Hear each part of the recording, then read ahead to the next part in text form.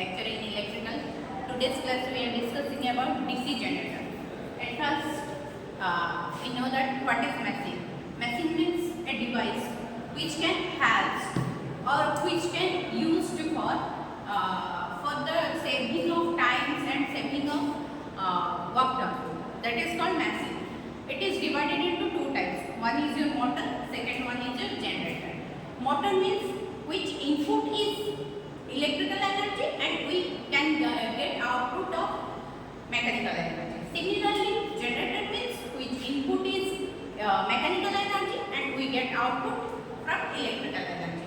Here, now in today's class we are discussing about DC generator. This is the basic configuration of DC generator. Here there is some eyeballs, poles, field winding, armature core, armature winding, brushes. Now we have described about all of the things like yoke. So we are starting with yoke. What is yoke? Yoke is the outer shell of the DC generator. It gives a mechanical strength to the DC generator. Yoke is protect the device, or you can call it protect the whole the generator. It gives mechanical strength to the generator. Next, brushes. You can see there is 4 brushes in this DC generator. Brushes are used to collect the current from the armature, collect the current and induce EMF in the armature coil. It means it collect the It means it collect the EMF which is induced by the armature coil. Next, we know that armature winding. Armature, you can see here is the armature core. You can see this armature winding. There are a lots of slot. They slot in between. A conductor are present in between the slots. It is known as the conductor. Similarly, the armature winding is divided into two types. One is your left winding. Second one is your wave winding.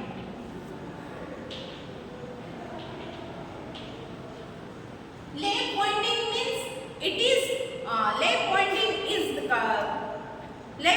the number of parallel paths is equal to the number of poles. Means it similarly A equals to P. In this left winding, you know that how many poles you have is equals to number of parallel paths. In this winding, how many parallel paths it depends upon the poles.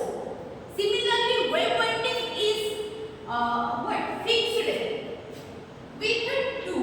Means the number of parallel paths is 2. Whenever the pole is how much, it doesn't matter, but the number of parallel path is 2 in the wave winding.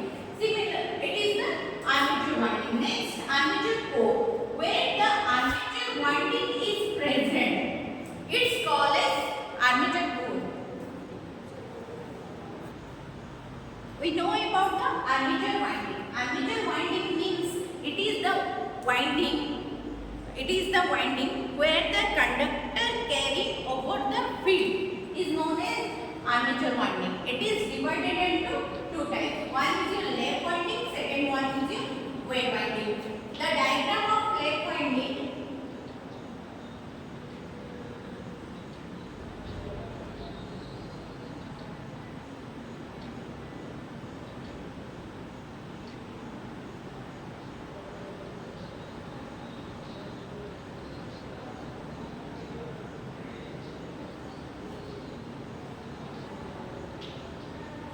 This is the number of parallel paths.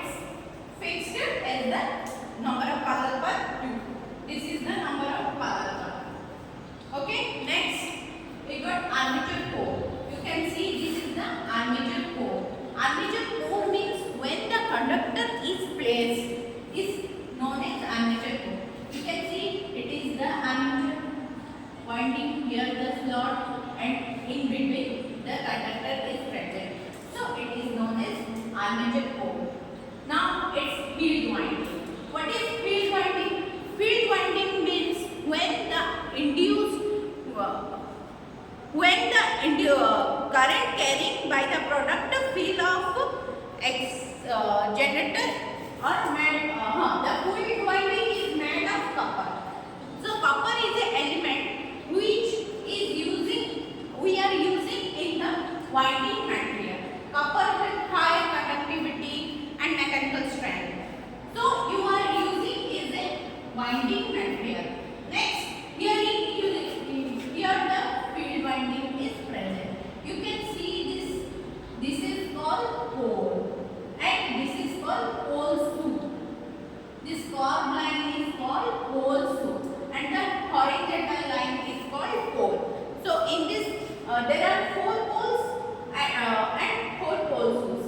So pole is similarly a horizontal pole means it can help to hold the field winding is known as pole, and it helps to hold means the field winding.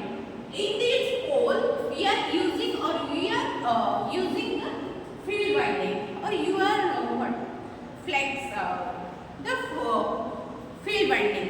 Next, pole soup. The pole's core is known as pole soup. So there are 4 poles in a DC generator. Here you can see the pole soup. Pole soup helps to support the field winding in it. It is used for ambitious the losses as like iron loss, etc. So it helps to reduce the losses and holding the field winding. Similarly, there is a part which is known as commutator. Commutator is it used like an electric switch where we convert AC